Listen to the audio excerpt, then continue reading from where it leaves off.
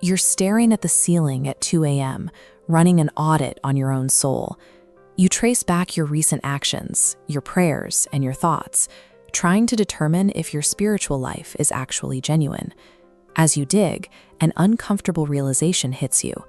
You look closely at why you obey God, and you see that most of the time you just want a comfortable life. You look at why you avoid sin, and realize you're mainly just terrified of hell.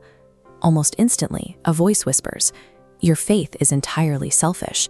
You don't love God, you just love the benefits. You are faking it."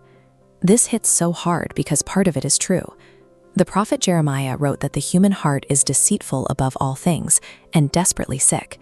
We struggle to understand our own inner workings. This is motive analysis paralysis. You examine your heart, find self-centered flesh, feel guilt, and examine again for purer intentions. The cycle accelerates to a devastating conclusion. Because your motives aren't purely perfect, you convince yourself your salvation is invalid. By obsessively trying to diagnose your exact purity, you lock yourself inside your own mind, creating a self-fulfilling prophecy of spiritual despair. I have a theological reality that will disrupt this spiral and change how you view your own anxiety. A dead thing moves with the current. It offers no resistance. People who are spiritually dead do not lay in bed agonizing over whether their motives are pure enough. They go with the flow of their nature without any conflict. The distress you feel toward your own selfishness indicates that your nature has shifted. You are finally pushing back against the gravity of your own flesh. That resistance is evidence of life. The theologian A.W. Tozer pointed out that the enemy is a master at twisting this guilt. He knows that if he can keep you staring at your own messy motives, you will stop staring at the cross. We often mistake this obsessive self-assessment for humility. But as C.S. Lewis observed, true humility is not thinking less of yourself. True humility is thinking of yourself less. When you constantly dissect your own heart to see if you love God enough, you are still ultimately occupied with yourself. That agonizing restlessness serves as your proof of purchase. It signals a shift from passive indifference to active spiritual life. Getting saved is an instantaneous moment, but growing up spiritually is a grueling, lifelong process. This schematic represents early faith, treating God like a vending machine. We drop in obedience, expecting the immediate output of emotional comfort. Eventually, God unplugs those emotional highs to force a much deeper question. Do you love Him or just how He makes you feel? When the feelings vanish, we assume we are being punished for our impure motives. In reality, this emotional withdrawal is necessary preparation for spiritual adulthood. Think of a parent teaching a child to walk. At some point, they have to let go of the child's hand. They do this so the child learns to move forward without needing a constant, immediate reward.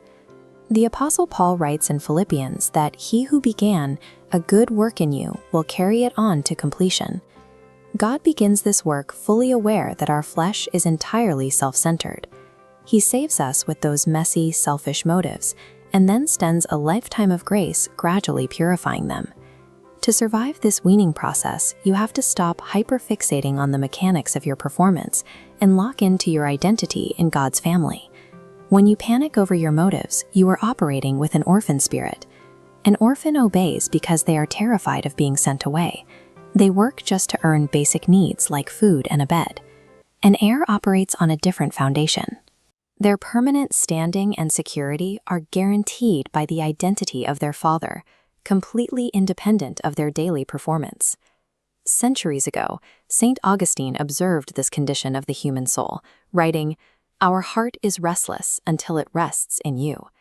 Your current panic comes from trying to find rest in the purity of your own intentions. Peace returns only when you rest in the finished work of Jesus Christ. In 1 Corinthians, the Apostle Paul admitted he didn't even trust his own judgment of himself. He chose to completely step off the judge's bench and leave the final examination of his heart to the Lord. Security doesn't depend on the purity of your motives. It rests entirely on the perfection of your Savior.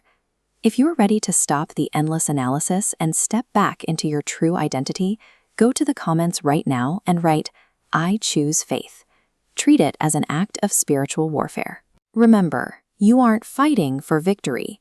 You are fighting from the victory that Christ already. 'Cause we walk by faith and not by sight, into the gray, into the night. I don't need the sun.